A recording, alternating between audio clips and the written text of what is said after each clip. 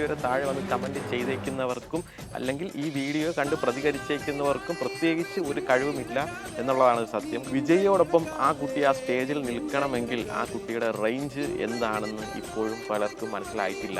ഈ പറഞ്ഞ് കളിയാക്കുന്ന പല മണ്ടന്മാർക്കും അറിയില്ല ആ കുട്ടി എത്രത്തോളം കഷ്ടപ്പെട്ടിട്ടാണ് ആ ഒരു സ്റ്റേജിൽ വന്ന് നിൽക്കുന്നത് എന്ന്. എന്നിട്ടും കഴിവില്ലാത്ത ഈ കഴിവേറികൾ എന്തുകൊണ്ടാണ് ഈ കുട്ടിയെ പരിഹസിക്കുന്നത് എന്ന് എനിക്കും മനസ്സിലായിട്ടില്ല.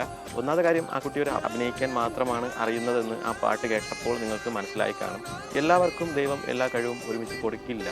അത് നമ്മുടെ ഈ കളിയാക്കുന്ന പലരും മനസ്സിലാക്കിയാൽ കൊള്ളാവുന്ന ഒരു കാര്യമാണ്. അതിനകത്ത് വന്നേക്കുന്ന ഒരുപാട് ബാഡ് കമൻസ് ഉണ്ട്. നമ്മുടെ കേരള ഭാഗ്യക്കുറിയൊക്കെ വെച്ച് വരെ ആ കുട്ടിയുടെ ഒരു വോയിസ് കമ്പയർ ചെയ്തിട്ടുണ്ട്. എന്തിനാണ് എന്ന് ചോദിച്ചാൽ എനിക്കറിയത്തില്ല. എന്തായാലും നിങ്ങൾ ഈ കാണിക്കുന്നത് ഒരു ചതിയാണ്. ഒന്നുമില്ലെങ്കിലും അത് മലയാളം അറിയപ്പെടുന്ന ഒരു നായികയാണ്. വിജയിയുടെ കൂടെയൊക്കെ പുള്ളിക്കാരി അഭിനയിക്കണം എങ്കിൽ എത്രത്തോളം റേഞ്ച് അതിനുണ്ട് എന്ന് നിങ്ങൾക്കൊന്ന് സാമാന്യ ബോധമുള്ള ഒരാൾക്ക് ഒന്ന് മനസ്സിലാക്കിയാൽ മാത്രം മതി.